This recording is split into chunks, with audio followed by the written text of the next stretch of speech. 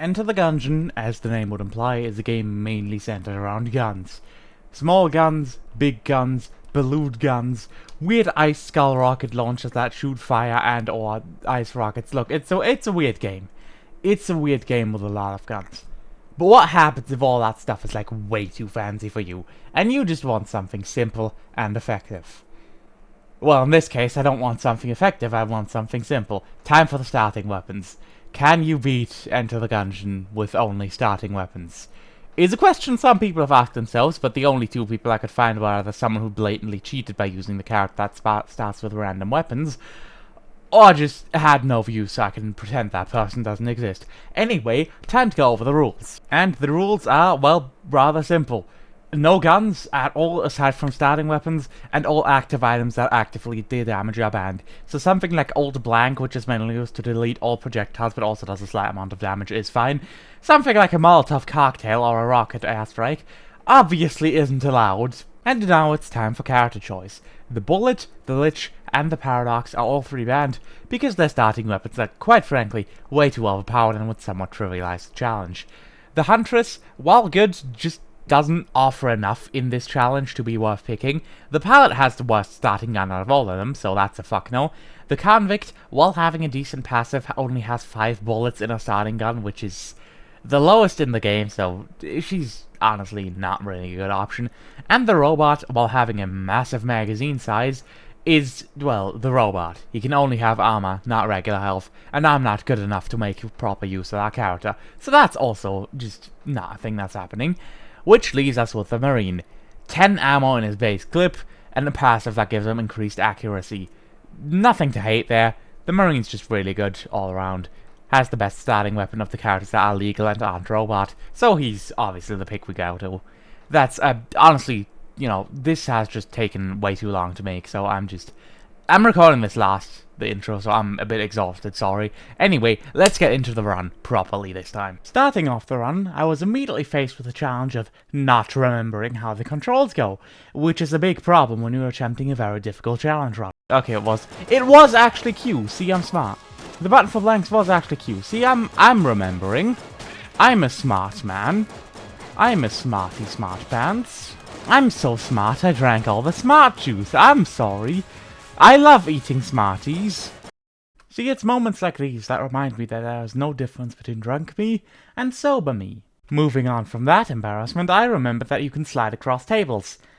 I don't know if that has ever been helpful to anyone playing this game, but it is a feature that exists. In case you hadn't noticed from the background gameplay being shown, the first few floors aren't actually that difficult. In fact, I clear them with the starting weapon most of the time, meaning this is basically not part of the challenge. Trust me, they're gonna get a lot harder, but for now, let's enjoy the easy things. At this point, I also discovered something that I literally never knew about in all my years of playing this game. The Marine's passive, on top of giving already really good weapon accuracy, gives you really good reload speed on top of that, which just makes the starting weapon so much better than it already is. And considering that was the main reason I picked him, this is kind of incredible to find out. This character was definitely the right choice. I'm stammering a bit, and I'm sorry. Again, the alcohol really isn't helping this, but I do want to get this video out today. Anyway, I ended up taking the first hit of damage in this run that I would take by running headfirst into a grenade, as you do, because I am stupid. Went on to find the ammo synthesizer in the chest, which does nothing because the basic gun has infinite ammo. Ended up finding the aforementioned balloon gun in the shop, which I would normally take 10 times out of 10 because it is really, really overpowered. Sadly, again, starting weapon run, can't really make use of that. And then, with 0 helpful items found on this floor, it was time for the first boss. As previously mentioned, I was a bit rusty, so I wasn't entirely sure if I was going to make this without getting hit. And then, as it turns out, I did get hit. Very surprising to many people. Everyone's shocked. The rest of the fight went reasonably smooth. I got hit once more because I walked into another bullet, but other than that, not really any problem. Again, first floor. These are usually done with starting weapons. To be honest, I did this quite sloppily for my standards, but it worked out. End of the boss fight. Time for the next floor. On floor 2, the enemies became a little bit tankier, but honestly, wasn't too bad. Though that said, I was a little worried for the future of this run, because if they were noticeably tankier on floor 2, what the fuck were they gonna look like in 3 more floors? But that was a bit of a worry for the future me, which is, well, unfortunately, that is now current me. I then decided to check out the shop, and to no one's surprise, it had only weapons and one passive that I couldn't steal because I had no items to steal. Seriously, why is stealing such an integral mechanic if there's only like 5 items in the game that can do it? It's kinda weird. Anyway, nothing really interesting happened for the next several minutes, so I went ahead and sped that up. As you can see, nothing, I get hit somewhere along the lines, I don't remember where, but yeah, pretty uninteresting. Then I found an S tier chest. Now, this could massively change the outcome of the run, because if this was a good passive, that would be, well, quite insane. There are some genuinely overpowered passive items in this game that could even affect the starting weapon, so I was a little excited for this, and then it ended up being quadruple ammo capacity, which is possibly one of the best items in the entire game. Unfortunately, again, useless with the starting weapon. I was quite pissed at this point because I had gotten 0 useful items in this entire run that would benefit me at all, but I figured, it's mostly for practice and shaking off rust. I might as well keep going and attempt to see if I can salvage this. Spoilers, I could not. Next up, it was time for the second boss, the Beholster. Probably my favorite pun in the entire game, as well as just probably my favorite boss in the entire game. He's just very fun to fight overall. Having said that, he's not very great for this run, because as you may be able to notice, you have to shoot down the rockets as well as his minions, which eats up a lot of time. Usually this isn't a big deal because your weapons can deal with it, but the basic weapon just cannot. It takes 2 shots for the rockets, and they don't exactly fly in the most optimal pattern to shoot down, so you need a lot of attempts. So it'll usually take an entire magazine to shoot down both rockets, and then at least half a magazine to kill one of his little eyeball thingies, whatever you want to call them. It dragged out the fight quite a bit. I did manage to win, but I did get hit a bunch of times, which wasn't great, but honestly, I'll take it at this point. This really did drag on quite a bit. And now it's time for a quick little speed round, because we've gone through a bit of footage already, and there's a lot left, and good god, why is this 4 minutes already? This is going to be an absolute nightmare. So, first things first, I found the king and his manservant who gave me the challenge to clear one room with the Derringer, which isn't possible because that Derringer is not a starting weapon. Then I found the shop which had the first useful item this run, Radiated Lead, which gives occasional chance the poison shot, which is a very helpful DPS upgrade, and as it turns out, I didn't actually know this, poison works on some bosses. This was very helpful, actually. When I went to test the poison damage, I also found out that apparently it's quite strong when compared to the starting weapon, doing something like 3 DPS, which isn't a lot, but given the starting weapon is like 15, it was a very sizable damage upgrade. I think it's like 20%. Yes, that is 20. My math is correct. I'm a genius.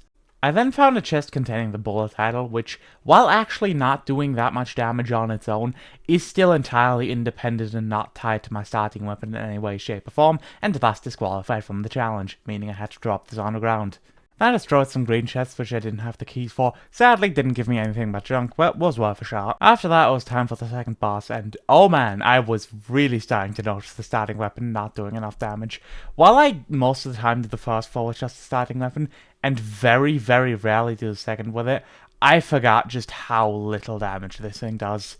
Seriously, this fight took ages. It was not very pleasant, but I sped the whole thing up for you just so you can see this is not a lot of damage, I can tell you that much. For my trouble, I got 1 hardback, 1 shield, and the Gungeon blueprint, which reveals the entire floor, which sounds useful, but it really didn't serve a purpose here, because I needed to explore every nook and cranny to get every little DPS upgrade I can find, so this didn't even help me with secret rooms, so really this wasn't it. It really wasn't it. Yes, technically, secret rooms are locatable, but like I need the blanks for boss fights, so this just wasn't worth it. This didn't help me at all. Kind of a shame, really. I think conceptually it is a good item, I just didn't really make proper use of it. Next up was the ice floor, where the enemies were starting to get quite tanky and shoot God knows how many projectiles.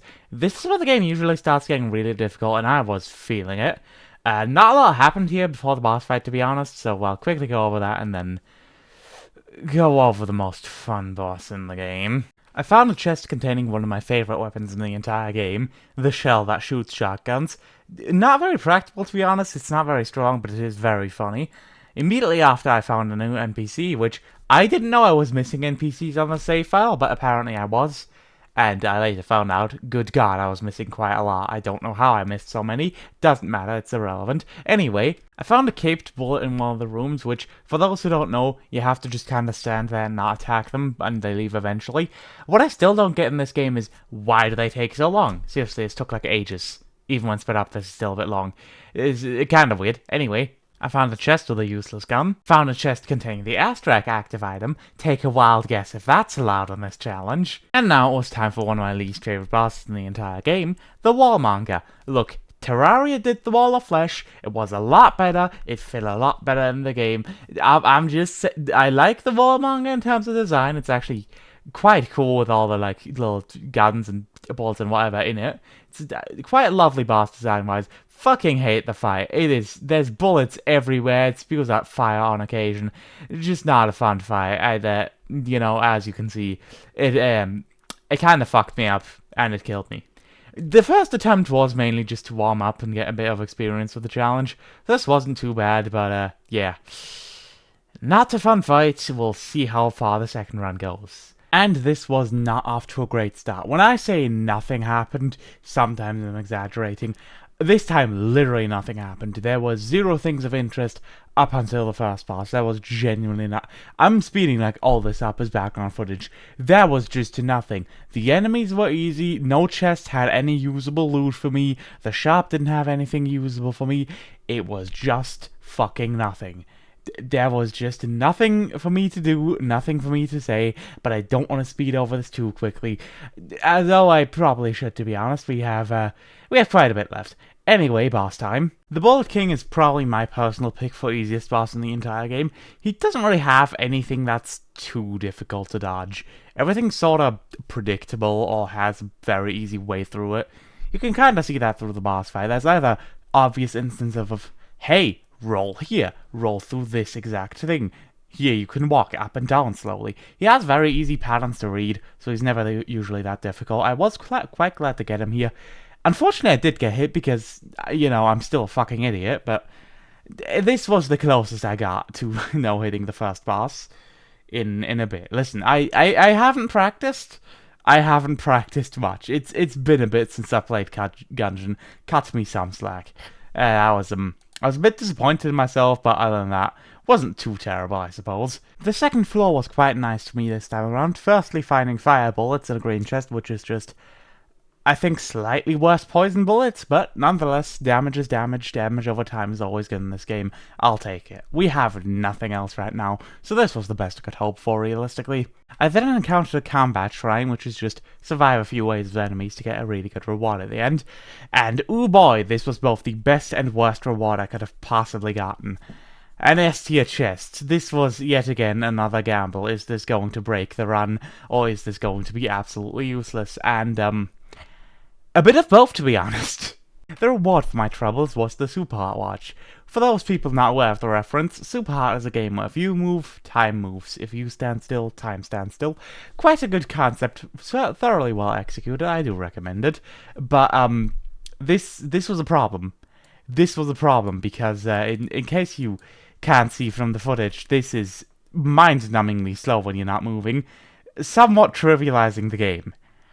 Now, I wasn't sure how broken this was at the time, so I kept it for a bit, but I didn't exactly keep it for long. This thing was a bit too strong. Having said that, for now, I enjoyed my new toy, played around with it a bit, found a chest that contained a weapon that I can't use, and moved on. And now it was time for the second boss, where I indeed realized the Super Heart Watch is way too broken. Like, seriously, this trivialized the entire fight, and it wasn't even funny. This thing is just like... I realized this needed to go, like, sometime around the end of the fight-ish, but by that point it was already too late. I think I tossed it away, I'm not entirely sure, let me go check. Did I? Yeah, I did toss it on the ground during like the last quarter of the fight. At this point, a bit too late. I think I would have still been able to no-hit her without it, but I'm not entirely sure. So while I took the master round that you get for completing the boss without taking damage, I did toss it away a bit later during the next floor, you'll see. Anyway, nothing else to add. That was, yeah, unfortunately, the Super Hot Watch, while really good, and I would love to keep it, this thing completely trivializes anything in the game. that is way too strong. As a reward for cheesing the boss fight with one of the most broken items in the game, I got the eye patch, which is a really, really good passive item, but not so strong I need to outright ban it for this challenge. Makes you about 40%, deal about 40% more damage, I think, while increasing the spread a bit, which is...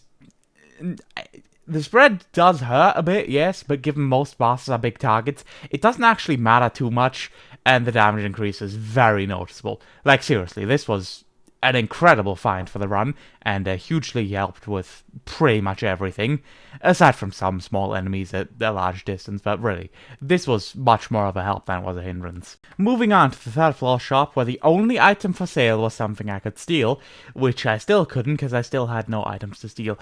I ended up playing like a run on my own later, which I did actually find a stealing item for, but like, Jesus Christ, these are way too common to just appear in the shop for how little stealing items there are. I checked and it's like 11 out of like several hundred. It is not enough for how commonly needed stealing is. It's kind of ridiculous. And we're already at the third boss because apparently nothing really happened. I thought what happened on the third floor here, but apparently I'm misremembering. That was nothing else. Anyway, the Mine Flayer. One of the hardest bosses in the game, in my opinion. I have a lot of trouble with this guy usually, mainly because the whole fling around the mines attack, I really just struggle a lot with dodging it most of the time. And not this time, actually. This fight went really, really well, and, surprise, surprise, it was actually the first time if we don't include the whole super hot watch thing, where I didn't take a single point of damage in this entire recording session.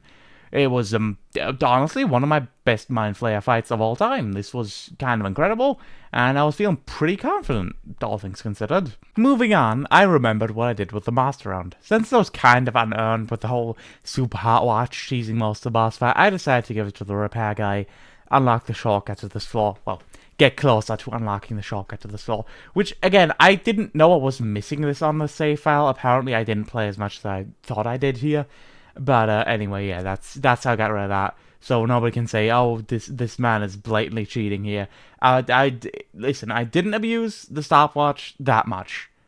I used it to make one fight a bit easier than it otherwise would be, and then scrap the reward from it because I found it too easy. I'm playing it straight, mostly. We'll talk about that later. It's fine. On floor 4, I was really noticing the eye patch. Seriously, that 40% damage increase is gigantic. The enemies were dying so much quicker than in the last one. It was night and day. This thing was honestly kind of a lifesaver, because I was not entirely sure how I was going to beat the next few floors with, you know, base gun damage, but 40% increase is just really monumental. Very happy to have found that, just want to mention that again. The shop yet again had only one item for sale, and it was the steel item. Love that still, by the way, very cool. I decided to buy the ballot, which gives you extra coolness. No political statements will be made during this video, especially since this part is being recorded September 11th. Not exactly the greatest time to, start that whole conversation up. I then got another chest, which contained a weapon that I was very, very pissed about I couldn't use, because, look at this thing. This is a ice skull rocket launcher that shoots out ice cubes that bounce around, and when they explode, because the fireballs, they leave out fire, and they shoot, 4 tiny homing rocket missiles that also do ice when the thing explodes. It's so cool. It's so cool. I really, really wish I could use that. I don't think I've ever used this weapon. I really wish I could. This was so fucking sick. God. That seemed so cool. I was very upset. And now it was time for a rematch. That's right, the game gave me the Wallmonger as a boss again, and now with vastly improved damage. While he is immune to fire, so the fireballs didn't do anything, the eye patch did, well, it put in a lot of work. By a lot, I mean a lot of work. I also had a lot more health left this time, and an absurd amount of blanks, which helped a lot. So honestly, this fight wasn't too bad. I did make it to the end of the boss arena though, which is, I think, a first, but makes sense. Despite the eye patch, this is still far below average damage. That's about all I can say. Despite Wallmonger being a really hard boss that I really hate, I don't actually have a whole lot to say about him. Moving on to floor 5 for the first time in these attempts, I knew this was going to be really, really difficult. Everything's super tanky, does a lot of bullets, an absurd amount of bullets flying around pretty much everywhere. Things that are really hard to dodge, confusing attacks. This floor just basically has everything that's difficult. It has more difficult stuff, but oh boy. Oh boy, if you want me to do bullet hell with just the starting gun, I would need about $12 billion paid in cash, transferred to my address. That was not gonna happen. But yeah, the forge was really, really fucking difficult. Like, really difficult. This was not fun. But it was doable. It was, in fact, doable. I arrived at the shop and was really, really hoping this floor would give me enough money to buy the full metal jacket. Since if you get hit, this simply uses a blank instead of taking a hit, which is just, I mean, for regular floors this was bad, but buying this right before the final boss, that could have been really, really useful. Unfortunately, I didn't end up accruing enough money to buy it, but this would have been really, really helpful. And now something happened. Something that no man ever wants to decide. But I had to. Do I take clone or do I not take clone? The answer was obviously yes, I take clone. But the question was, do I use it? Because if you don't know, this item lets you restart the entire run when you die, but you keep all your items and you start from floor 1. This thing is completely broken. Like straight up. This is just completely overpowered. So I figured, I mean, this isn't actually something I can actively use. This is more just, if I fail this challenge, I can just kind of win again. It's weirdly between the line of cheating and not cheating, because by itself, it technically isn't overpowered. It's just the possibilities it allows you. Just getting 5 more floors of items is just really, really, really strong, to a point that probably shouldn't be. But I figured for now, taking it. Technically no harm in it. We'll see how that goes later. Oh, believe me, we'll see how that went. Anyway, this is where I actually started to struggle quite a bit with regular enemies on this floor, because, believe it or not, the forge is quite difficult. Not the most difficult floor, but really, really, really fucking difficult. Like, really, really, really difficult. So, but at this point, I didn't really have a whole lot of health left, and I didn't have a whole lot of opportunities left to heal. It was a bit of a conflicted situation, because if I just rushed to the boss, I probably wouldn't have enough health to beat him, but if I explored the floor more, there's a chance I'd have even less health. So I decided to just, rush to the boss as fast as I could, which ended up being, I'm not entirely sure if it ended up being worth it. We'll see. I ended up buying half the heart from the shop and then just going to the boss. And oh boy, what a fight this was. This was, yeah, to be honest, he has just too many attacks to deal with. He has homing skull attacks where you each have to shoot down 5 homing skulls, which is already difficult. But then he can also attack during that, and he also has an attack which he chucks 2 different knives at 2 walls, so you have to shoot them both down, but they have a lot of health, and again, he can attack during that. It's just a lot to deal with at the time. And having no DPS hurts the most in this fight, out of, I'd say, anything in the entire game. This was horrible. This was horrible, and then I lost, and clone activated. So, because of how obscenely difficult the dragon is in this challenge, I decided this was kind of allowed. Look, if you want to say I'm cheating, and like, oh, you suck, you disgust me, unsubscribe, send death threats to my family, like, yeah, fair, I'd understand it, but at the same time, this is kind of an absurd ask of anyone, really. Even the people who put thousands of hours into this game are not going to do this easily. This is, the dragon is such a huge step up from difficulty to anything else in this challenge. It was not at all what I expected, but man, that was tough. So, anyway, here's look, to be honest, this video is getting quite long. So here's a very brief recap of how the run there went before we got to the boss again. I decided to buy the Rumor from the key shop, which acts as basically a free clear all bullets button with a cooldown. Quite a strong item, really happy I found that so early on in this new clone run. Managed to somehow get hit during the first fight, despite having God knows how many DPS upgrades and some pretty good defensive items. Seriously, I don't know how I managed this. I am quite stupid. And to be honest, this was very embarrassing. This was like a huge opportunity to get a bunch of master rounds for max health, and I just didn't really capitalize on it because I am bad at this game. Got the 6th chamber, which a little complicated, but basically curses you so the enemies become strong, but for every curse you have, you get a bit more room clear rewards, and some things become a bit easier, such as gambling, I believe.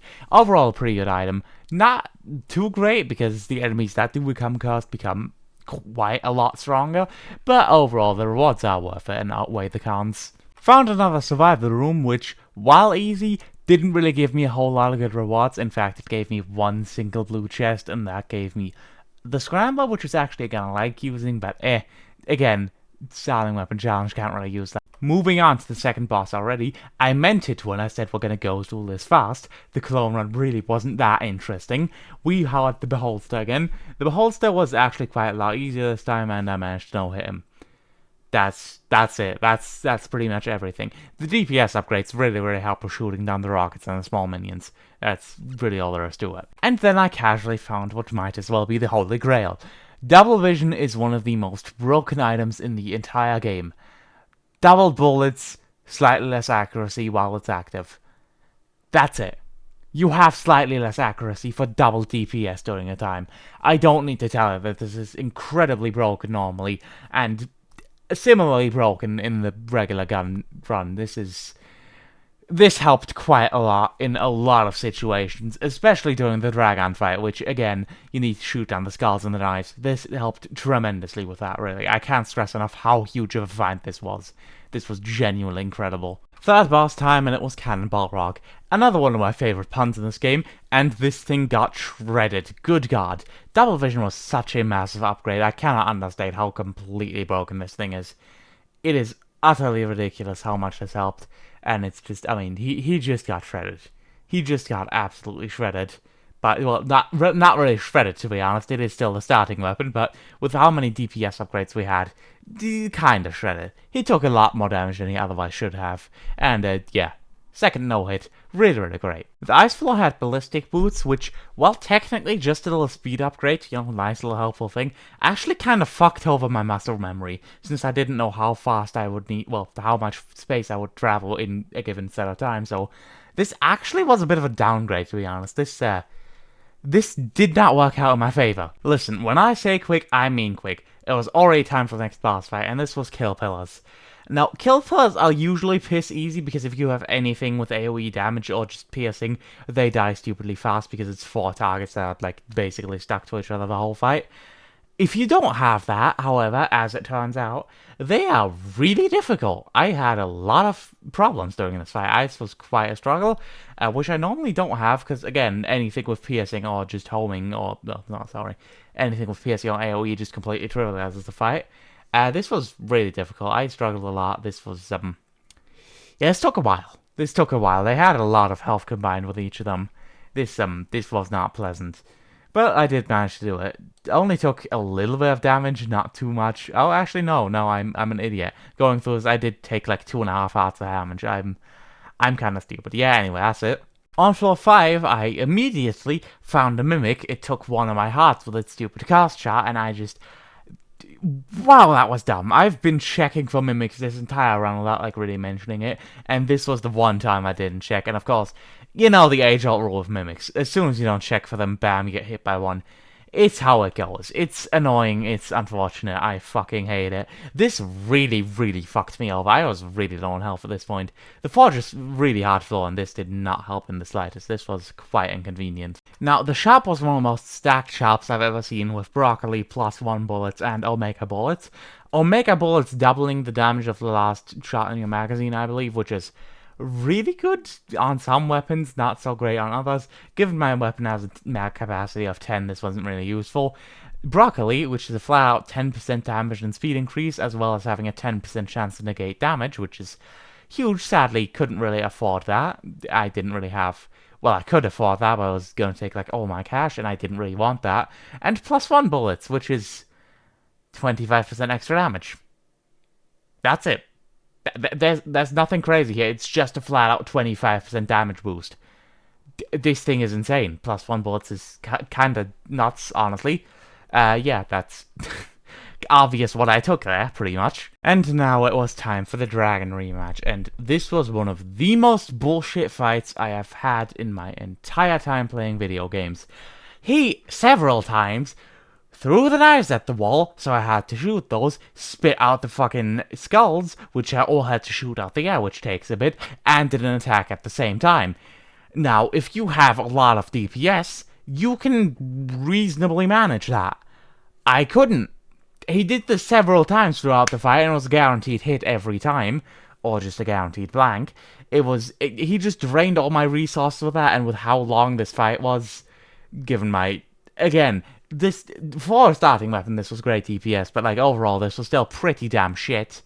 I couldn't manage it. I ended up losing the fight, and I'm just gonna go back into the game audio for this because I was a little bit pissed. Okay, again, both at the oh, cool! Oh, cool! It's both at the same time, and then you also, like, do your fucking breath attack. Oh, how am I supposed to dodge that?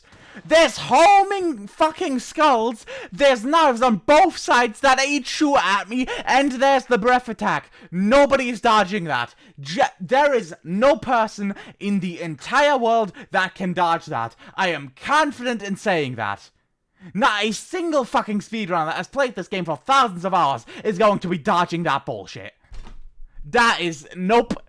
No man on the planet is dodging that. I could have done that fight better, yes, but Jesus Christ, that was complete bullshit. That is straight up undodgeable. In case you couldn't tell, that had its volume lowered by about, I don't know, probably like 50% for the safety of your ears. That was, I had to lower that a lot. So, what now? I lost the possible best RNG I possibly could have got. Do I keep trying this for several hours upon hours upon hours, probably even days, hell, maybe even weeks? The dragon is just that fucking hard in this challenge. Well, do you always have to win? Isn't the thought what counts? Yeah, sure, I didn't win that. Hell, I didn't even make a good video, but I tried. And isn't that what counts? And you might say, okay, yeah, sure, that's a nice moral and all, but if you're saying that about yourself, you know, that kind of sounds a bit pretentious, and almost like you're kind of trying to avoid the consequences of starting this challenge, and then realizing it is way, way, way too difficult for you. And to that I say, fuck you, the video ends now.